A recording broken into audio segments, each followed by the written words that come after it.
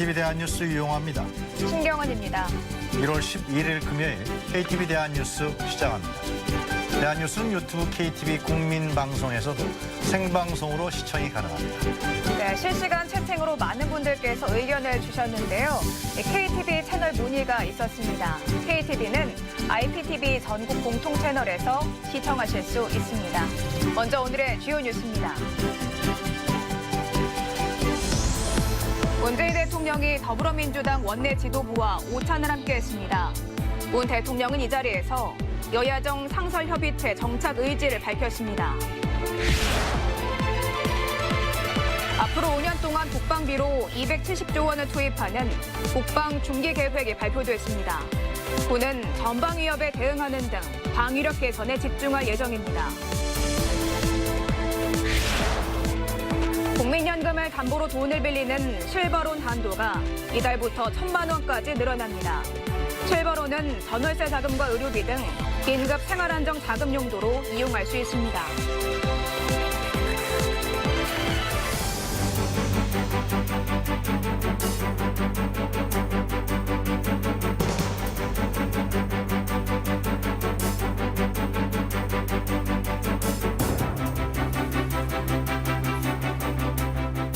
문재인 대통령이 여당 원내대표단을 청와대로 초청해서 점심을 함께했습니다. 문 대통령은 이 자리에서 여야정 상설협의체 정착 의지를 밝혔습니다. 정유림 기자입니다. 문재인 대통령이 더불어민주당 원내 지도부를 청와대로 초청해 오찬을 함께했습니다. 문 대통령은 여소야대 상황에 사안별로 각 당의 입장이 달라 그때그때 일일이 조정하는 게 쉽지 않았을 것 같다고 노고를 치하했습니다. 그러면서 입법도 욕심 같진 않지만 꾸준하게 성과를 내 고맙게 생각한다고 덧붙였습니다. 문 대통령은 특히 이 자리에서 올해 여야정 상설협의체를 정착시키겠다는 의지를 밝혔습니다. 문 대통령은 홍영표 원내대표에게 여야정 상설협의체 회의를 가급적 빠른 시일 내에 열어달라고 요청했습니다. 여야정 상설협의체는 지난해 11월 첫 회의를 연 바 있습니다. 문 대통령은 또 민생과 경제 활력, 권력기관 개혁에 대한 법안 완성에도 힘을 써달라고 주문했습니다. 최근 단행한 청와대 참모진 개편에 대해선 야당과 소통을 강화하는 데 초점을 맞췄다고 말했습니다.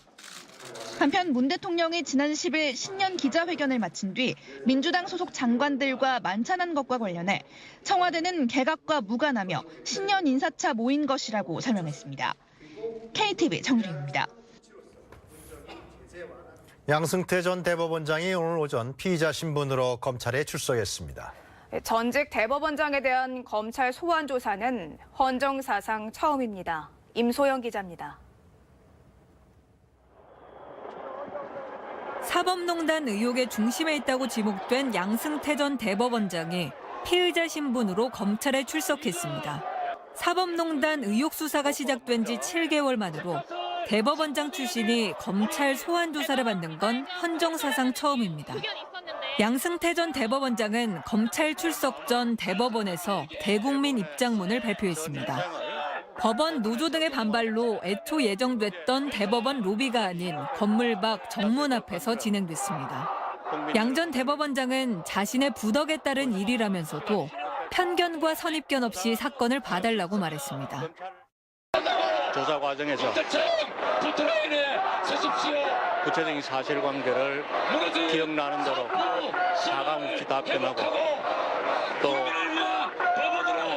오해가 있으면 이를 풀 수 있도록 충분히 설명을 하겠습니다. 모쪼록 편견이나 선입견 없는 공정한 시각에서 이 사건이 조명되기를 바랄 뿐입니다. 양 전 대법원장을 둘러싼 혐의는 40개가 넘습니다. 먼저 일제 강제징용 소송 등 각종 재판에 개입했다는 의혹을 받고 있습니다. 강제징용에 동원된 피해자들이 전범 기업을 상대로 낸 소송을 지연시키는 대가로 상고법원 설치, 법관 해외 파견 등을 관철시키려고 했다는 겁니다. 비판적인 성향의 판사들 명단을 작성해 불이익을 주려고 한 혐의와 3억 원이 넘는 비자금을 조성한 혐의도 받고 있습니다. 검찰은 박병대, 고영환 전 대법관들을 재소환하는 등 양 전 대법원장 혐의 입증에 주력해왔습니다. 검찰은 무리하게 심야 조사를 이어가진 않겠다는 입장이지만 양 전 대법원장의 혐의가 방대한 만큼 추가 조사는 피할 수 없을 것으로 보입니다. KTV 임소영입니다. 오늘 오전 경남 통영시 욕지도 인근에서 낚시 어선이 전복되는 사고가 발생해서 3명이 숨지고 2명이 실종됐습니다. 네, 정부는 실종자 수색과 생존자 구조에 총력을 기울이고 있습니다. 곽동화 기자입니다. 오전 5시경 경남 통영시 욕지도 남쪽 약 80km 해상에서 9.77톤급 갈치잡이 어선 무적호가 전복됐습니다. 승선 인원 14명 가운데 12명이 구조됐지만 선장 등 3명은 병원으로 이송되던 중 숨졌고 2명은 실종 상태입니다. 모두 14명 가족에게 사고 사실을 알렸습니다. 실종자 2명을 찾기 위해 해양경찰 경비함정과 항공기 등이 동원됐습니다. 해경은 최초 사고를 신고한 화물선과 무적호가 충돌했다는 일부 진술을 확보하고 조사를 위해 화물선을 통영항으로 압송했습니다. 또 화물선 선장 등 관계자를 불러 사고 경위를 조사 중입니다. 이낙연 국무총리는 사고 주변 해역을 운항 중인 모든 선박을 동원해 생존자 구조와 실종자 수색을 하라고 긴급 지시했습니다. 이 총리는 특히 육상인력과 잠수요원, 항공기 등을 동원해 해안가, 선박 내부 등 모든 장소에 대한 수색 활동을 신속 정밀하게 전개해 실종자 발견에 최선을 다해달라고 주문했습니다. 김부겸 행정안전부 장관도 중앙재난안전상황실 서울상황센터를 방문해 구조 상황을 확인했습니다. 주변의 어선을 동원해서 30여 척 동원해서 지금 구조 활동을 지원을 해주고 있고 승선하신 가족들한테 연락을 취하고 있습니다. 여러 가지 상황이나 부담은 다 공유할 테니까 일단은 통영에 사고수습본부를 차려서 이 문제를 정리하는 걸로 그렇게 하십시다. 김 장관은 기상 악화로 구조 여건이 좋지 않은 만큼 구조대원 안전에도 유의해달라고 덧붙였습니다. KTV 곽동화입니다. 새 문재인 정부의 최우선 화두는 역시 경제입니다. 연초부터 경제 살리기에 초점을 맞춘 다양한 행보가 이어지고 있습니다. 이혜진 기자가 보도합니다. 문재인 대통령이 지난 2일 신년사에서 가장 많이 언급한 단어는 경제입니다. 모두 25차례 언급했는데 지난해 3차례에 비해 8배가 넘습니다. 문 대통령은 어제 신년 기자회견에서도 경제를 35차례나 거듭 강조했습니다. 공정 경제를 기반으로 혁신 성장과 소득주도 성장을 통해 성장을 지속시키면서 함께 잘 사는 경제를 만드는 것입니다.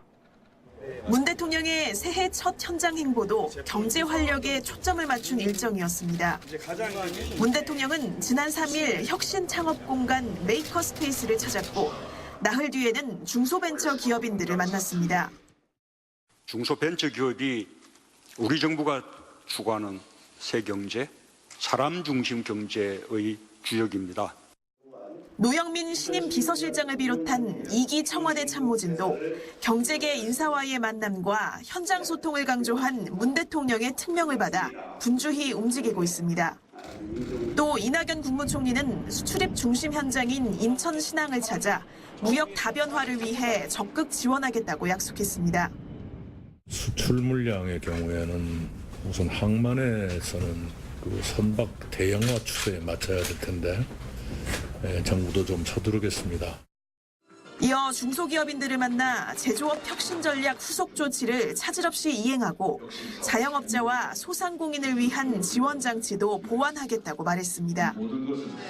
산업 현장과의 소통 등 민생경제 행보를 가속화하는 가운데 정부는 국민이 체감할 수 있는 경제 성과 내기에 박차를 가할 방침입니다. KTV 이혜순입니다. 국방부가 국방개혁 2.0의 내용을 반영한 향후 5년간의 국방 중기 계획을 발표했습니다. 핵과 대량 살상 무기 대응 체제를 갖추는 등 앞으로 5년간 투입될 국방비는 270조 이상으로 정해졌습니다. 최영은 기자입니다. 올해부터 오는 2023년까지 우리 군의 군사력 증강과 운영에 모두 270조 원 이상이 투입됩니다. 연평균 증가율을 보면 7.5%로 지난 10년간 증가율인 4.9%보다 가파르게 증가합니다. 중점 투입될 부분은 방위력 개선비로 94조 원이 산정됐습니다. 이 가운데 특히 핵과 대량 살상 무기 WMD에 대응하기 위한 예산은 5년간 32조 원으로 정해졌습니다. 지난 중기 계획 대비 30% 증액됐는데 국방부는 이에 대해 북한의 핵과 미사일 위협 외에 주변국 등 미래의 잠재적 위협에도 대비하겠다는 취지라고 밝혔습니다. 같은 맥락으로 그간 북한의 위협에 대응해온 삼축 체계라는 용어는 더 이상 사용하지 않고 보다 포괄적이고 넓은 범위인 핵 WMD 대응 체계라는 용어를 사용하기로 했다는 것도 이번 계획의 특징입니다. 전시작전 통제권 전환을 위한 군사적 능력 확보에 대해서도 집중 투자할 전망입니다.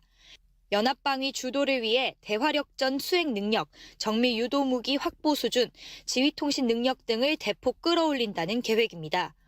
국방부는 또 장병 인권과 근무 여건 개선에도 더욱